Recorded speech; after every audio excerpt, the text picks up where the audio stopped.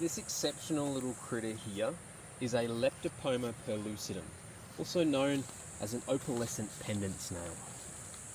Now, terrestrial gastropod mollusks, snails and slugs, they've managed to find their way out of the ocean and freshwater systems repeatedly throughout evolutionary history. So they're not all closely related. Although they're all part of one family, the family has come out of the water a bunch of times, which is awesome. And this one here is actually part of a very small subset of that family called the operculates. At the back of the snail, it has an operculum, which is a fancy word for a trapdoor.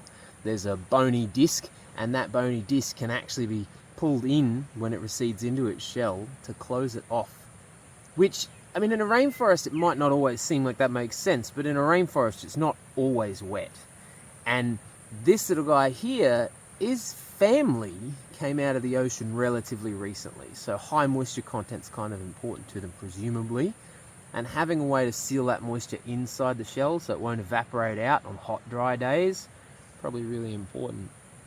The other thing about it though, because this is only recently evolved out of the ocean, it doesn't have its optic nerves at the end of its sensory apparatus here. I mean, when I grew up, I thought all snails had eyes on stalks, but this little critter here, and you'll see it better in this Lego photo here, has eyes on the sides of its head, which means that those stalks, they're not actually there for seeing, but they are there for sensory perception in other ways. And you'll notice that this particular one, unlike most land snails that I have grew up with, it uses those to touch the ground and feel around, a bit like a walking stick, which is pretty mad. So yeah, I was really happy when I first got these photos because I didn't realise at the time just how rare and special this one was. I haven't photographed many terrestrial gastropod mollusks, the snails, the slugs and snugs, but yeah, this one here I'm very, very happy with. Such an amazing creature.